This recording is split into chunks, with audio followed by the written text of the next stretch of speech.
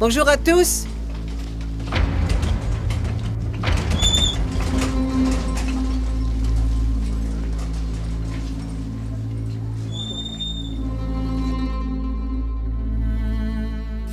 Je sais comment tu te sens, Mustapha, et tout ça est très délicat. J'ai connu des tas de gens à travers mon travail. J'ai aidé ceux qui en avaient besoin, comme je t'aiderai toi aussi. Oui, je te le promets.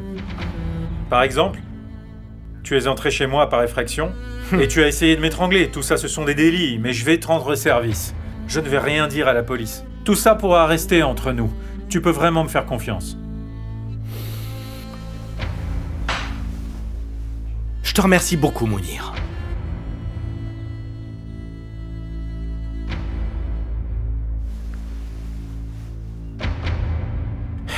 Écoute-moi, maintenant tu dois reprendre tes esprits. Et tu devrais arrêter de menacer Ressat Yassaran. Je ne suis toujours pas convaincu. Écoute, Mustapha, douter de sa parole, c'est vraiment stupide de ta part. Tu devrais être dans son camp dans cette affaire, tu peux me croire. Non, merci. Est-ce que tu sais ce qu'il a dit quand il a su? Il a dit « Prends soin de ce type ou il risque de ruiner sa vie. » Ça ne le regarde pas! Cet homme travaille pour notre ville, comme tu sais. Arrête de dire des foutaises! Écoute-moi, cet homme a le bras long. Pas seulement à Istanbul. Il a un véritable empire là-bas. Est-ce que tu sais combien de personnes travaillent pour lui? Combien ont du travail? Grâce à lui, il a changé la vie de plein de gens. En parlant de Selim, son beau-père est son représentant. Pourquoi une famille aussi réputée lui tournerait le dos comme ça et s'impliquerait dans un tel scandale? C'est vraiment du grand n'importe quoi. C'est juste impossible à imaginer. Selim s'est fiancé la nuit du viol, d'accord? Il était avec nous ce soir-là. Après, il est allé voir sa fiancée. De toute façon, moi je te dis que ce n'est pas la peine d'en parler. Pense qu'à toute chose, malheur est bon. Oublie toute cette histoire et puis il faudra oublier Fatma Gul aussi. Oui, allô, papa. Je vois, oui. J'arrive tout de suite. Ok, j'arrive tout de suite. Mustapha, tout ça n'en vaut pas la peine. Au revoir.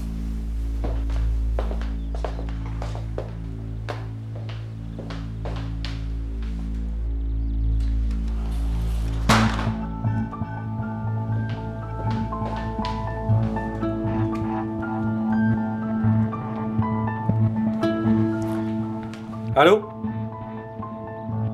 Monsieur le procureur général, allô, ici le conseiller Mounir Terzi. Je suis navré de vous déranger à cette heure-ci, mais c'est urgent.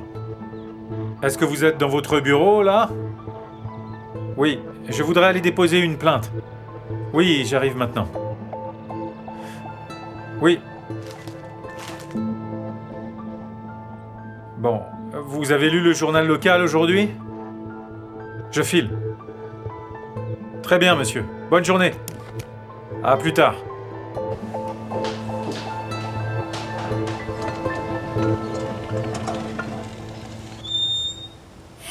Maman, Ebeline est ici. Bonjour Mitad, bonjour Habibé. Je vous ai apporté vos médicaments. Habibé m'a appelé et m'a dit de ne pas venir parce qu'elle n'était pas à la maison. Mais j'étais en route, parce que j'allais chez Galip. Alors je me suis dit que je les déposerai en passant pour vous éviter de venir. C'était pas la peine de venir. Nous ne voulons plus de vos médicaments, vous entendez? Plus personne n'en veut en ville. Mais enfin, pourquoi? Vous n'avez rien fait pour l'éviter, non? Vous avez fermé les yeux et vous l'avez laissé assouvir sa perversion. Mais bon, écoutez-moi, Kerim n'a rien fait. Alors comme ça? C'est vrai que vous le défendez sans avoir honte.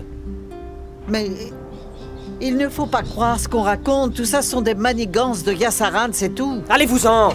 On ne veut pas de menteurs ici.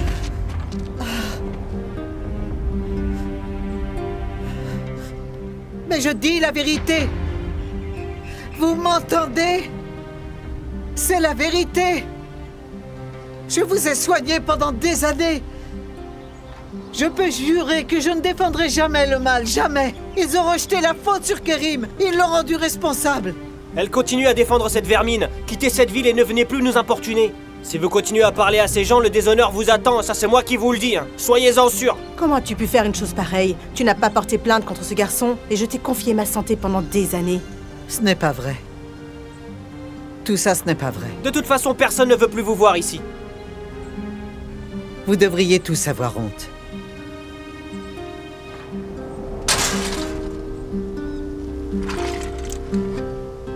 Honte sur vous tous. Non, plutôt honte à toi. C'est toi qui as élevé ce garçon indécent.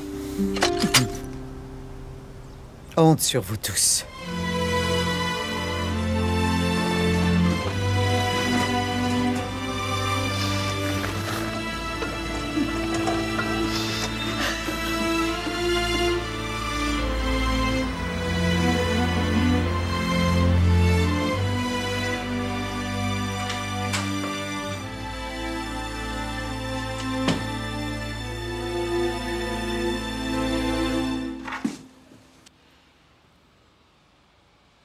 Est-ce que tu souffres?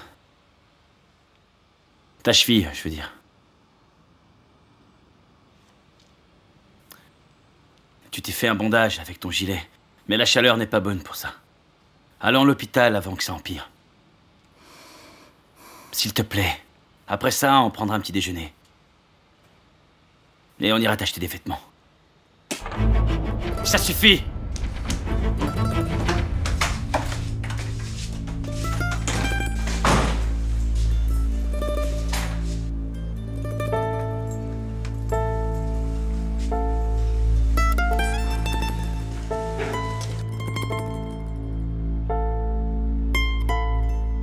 On a dit ce qu'on avait à dire, et on reviendra pas là-dessus. Est-ce que c'est elle, là-bas?